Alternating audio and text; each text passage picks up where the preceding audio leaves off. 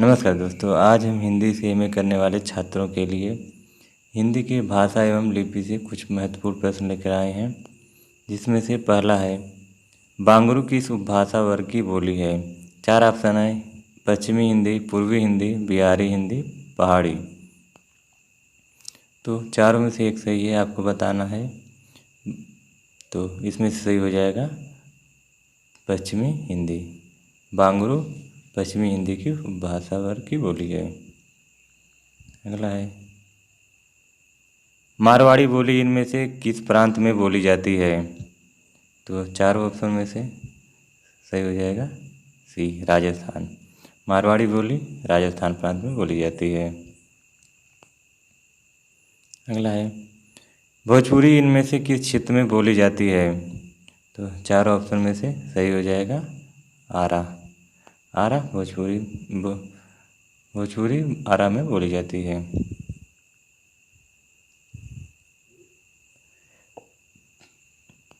चौथा है, सन 1947 ईस्वी में उत्तर प्रदेश सरकार ने लिपि सुधार समिति का गठन किसकी अध्यक्षता में किया था।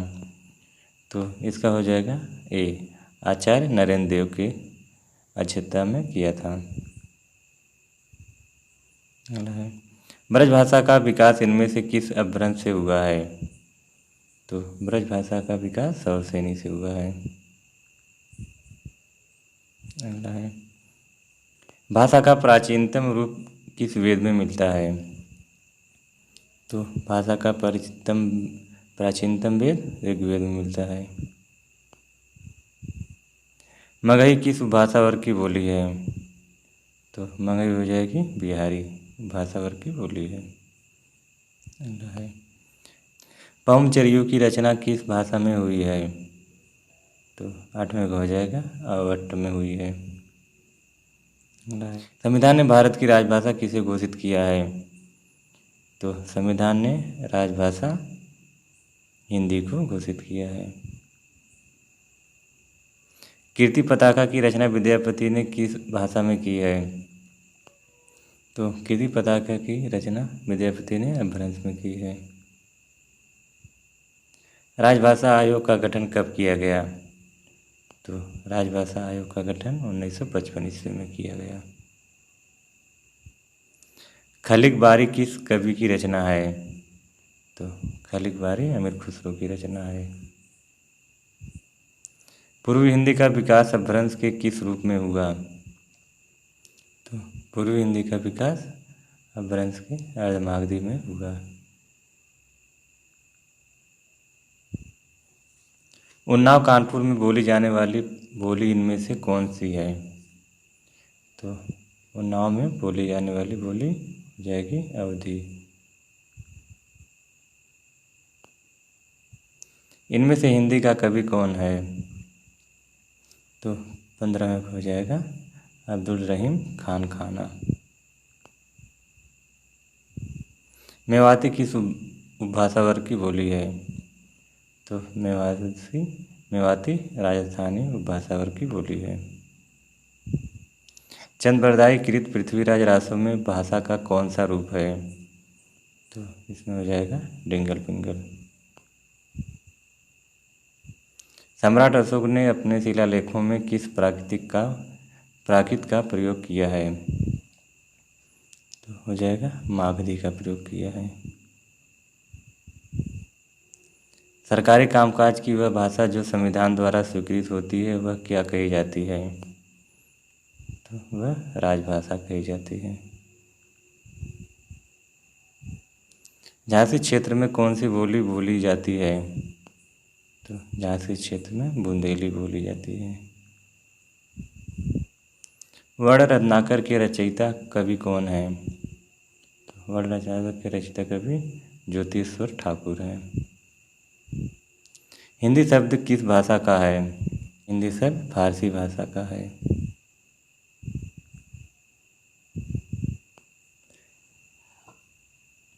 सूरदास किस भाषा के कवि हैं। तो सूरदास ब्रज भाषा के कवि हैं। इनमें से पूर्वी हिंदी की बोली कौन सी है। तो पूर्वी हिंदी की बोली हो जाएगी बघेली। अवधी बोली का कवि इसमें से कौन सा है? तो इनमें से अवधी बोली का कवि जायसी है। इनमें से कौन सा प्रांत हिंदी क्षेत्र के अंतर्गत नहीं आता? तो गुजरात प्रांत हिंदी के क्षेत्र में नहीं आता। कन्नौजी किस उपभाषा वर्ग के अंतर्गत आती है? तो कन्नौजी पश्चिमी हिंदी के अंतर्गत आती है। हिंदी भाषा की लिपि क्या है? तो हिंदी भाषा की लिपि देवनागरी है। हिंदी दिवस कब मनाया जाता है? तो चारों में से हो जाएगा 14 सितंबर को हिंदी दिवस मनाया जाता है। इनमें से पूर्वी हिंदी की बोली कौन सी है?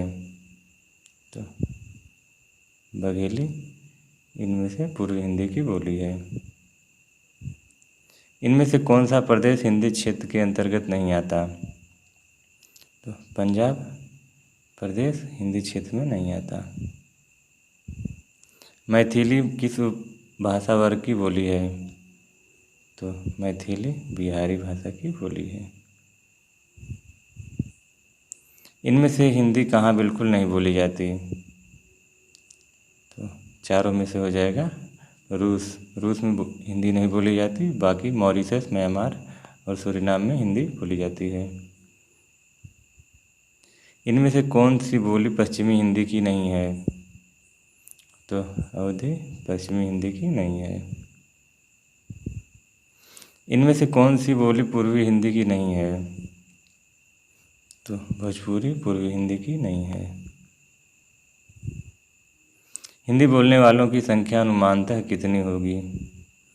तो हिंदी बोलने वाले की संख्या 60 करोड़ के लगभग होगी। ब्रजभाषा किस उपभाषा वर्ग की बोली है? तो ब्रजभाषा पश्चिमी हिंदी उपभाषा वर्ग की बोली है। हिंदी भाषा का प्रारंभ कब से हुआ? तो हिंदी भाषा का प्रारंभ 1000 ईस्वी से हुआ। हिंदी को भारत की राजभाषा संविधान की किस धारा के अंतर्गत घोषित किया गया? तो हिंदी को भारत की राजभाषा धारा 343 फर्स्ट में किया गया। इनमें से कौन सा कथन सत्य नहीं है?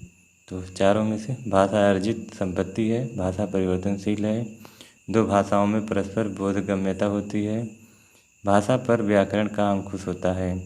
तो चारों में से गलत बताना है, तो गलत हो जाएगा, दो भाषाओं में परस्पर बोधगम्यता होती है।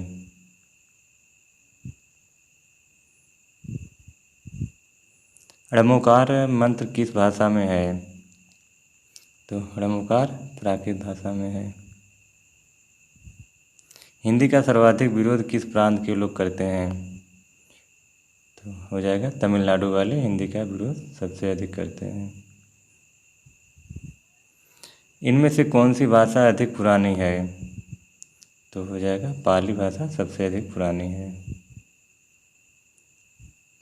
इनमें से देवनागरी लिपि का प्रयोग किस भाषा के लिए नहीं होता? तो देवनागरी लिपि का तमिल हो जाएगा। इसमें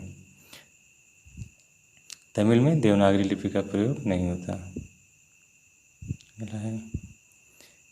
काव्य भाषा के पद पर कौन सी बोली सर्वाधिक समय तक प्रतिष्ठित रही? तो हो जाएगा इसमें ब्रजभाषा। इनमें से कौन सी भाषा द्रविड़ परिवार की नहीं है? तो मराठी द्रविड़ परिवार की नहीं है। पाली भाषा का काल इसमें से क्या है? तो पाली भाषा का काल 500 ईस्वी से 1 ईस्वी है।